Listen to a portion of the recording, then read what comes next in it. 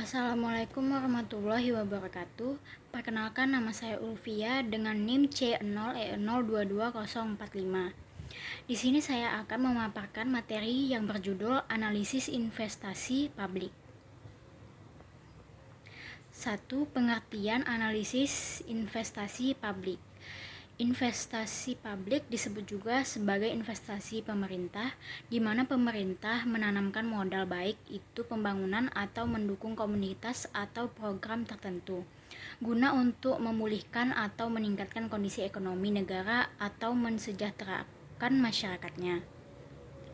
Investasi publik juga merupakan aset yang diberikan oleh pemerintah kepada publik baik manfaatnya dapat nikmati langsung atau tidak oleh pemerintah itu sendiri yang dapat menyentuh seluruh golongan masyarakat itu.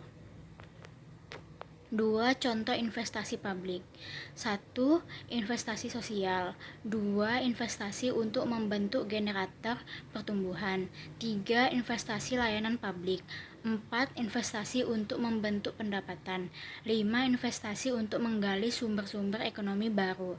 6. Investasi untuk membentuk penghematan operasional. 3. Program investasi publik. Untuk menentukan kebutuhan investasi, perlu dilakukan evaluasi yang mencakup 1. Inventarisasi investasi. 2. Inventarisasi investasi memuat daftar nama dan jenis investasi, nilai investasi, kondisi barang modal yang saat ini ada. 3. Cakupan layanan dengan tingkat investasi yang sekarang ada. 4. Tambahan cakupan layanan yang dibutuhkan saat ini dan masa yang akan datang. 4. Inventarisasi kebutuhan investasi. 5. Evaluasi kelayakan investasi. 6. Kriteria kelayakan investasi meliputi aspek-aspek teknis, sosial budaya, finansial, ekonomi, dan aspek distribusi. 4.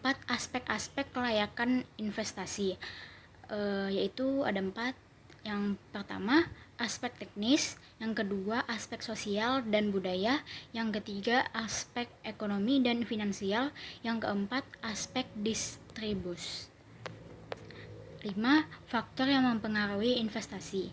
Faktor-faktor yang harus dipertimbangkan dalam analisis investasi publik adalah 1. Tingkat diskonto yang diperoleh dari suatu proyek dengan tingkat risiko tertentu. 2. Tingkat inflasi. Semakin tinggi tingkat inflasi, semakin rendah nilai real keuntungan di masa depan yang diharapkan atau expect future returns, sehingga semakin tinggi tingkat keuntungan yang disyaratkan.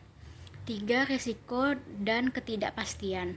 Ketidakpastian ekonomi dan hukum, kekacauan sosial politik, tidak adanya jaminan keamanan, dan kebijakan yang tidak konsisten dapat meningkat risiko investasi.